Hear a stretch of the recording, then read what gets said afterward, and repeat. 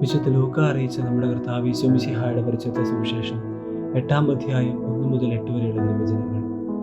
അതിനുശേഷം ഈശോ പട്ടണങ്ങളിലും ഗ്രാമങ്ങളിലും ചുറ്റി സഞ്ചരിച്ച് പ്രസംഗിക്കുകയും ദൈവരാജ്യത്തിന്റെ സുവിശേഷം അറിയിക്കുകയും ചെയ്തു. 12 പേരും അവനോടുകൂടെ ഉണ്ടായിരുന്നു. അശുദ്ധാത്മാക്കളിൽ നിന്നും മറ്റു വ്യാധികളിൽ നിന്നും വിമുക്തരാക്കപ്പെട്ട ചില സ്ത്രീകളും 7 ദുഷ്ടാത്മാക്കളാൽ വിട്ടുപോയവളും മഗ്ദലന എന്ന് വിളിക്കപ്പെട്ടവളുമായ മറിയവും ഹെറോദേസിന്റെ കാര്യസ്ഥനായ കൂസായുടെ ഭാര്യ യോവന്നായും സൂസന്നായും തങ്ങളുടെ സമ്പത്ത് കൊണ്ട് അവരെ ശുശ്രൂഷിച്ചിരുന്ന മറ്റു പല സ്ത്രീകളും അവരോടൊപ്പം ഉണ്ടായിരുന്നു. പല പട്ടണങ്ങളിലും നിന്ന് വന്നുകൂടിയ വലിയൊരു ജനക്കൂട്ടത്തോട് ഉപമയിലൂടെ അവൻ അരുളി ചെയ്തു. വിതക്കാരൻ വിതയ്ക്കാൻ പുറപ്പെട്ടു. വിതയ്ക്കുമ്പോൾ ചിലത് വഴിയരികിൽ വീണു.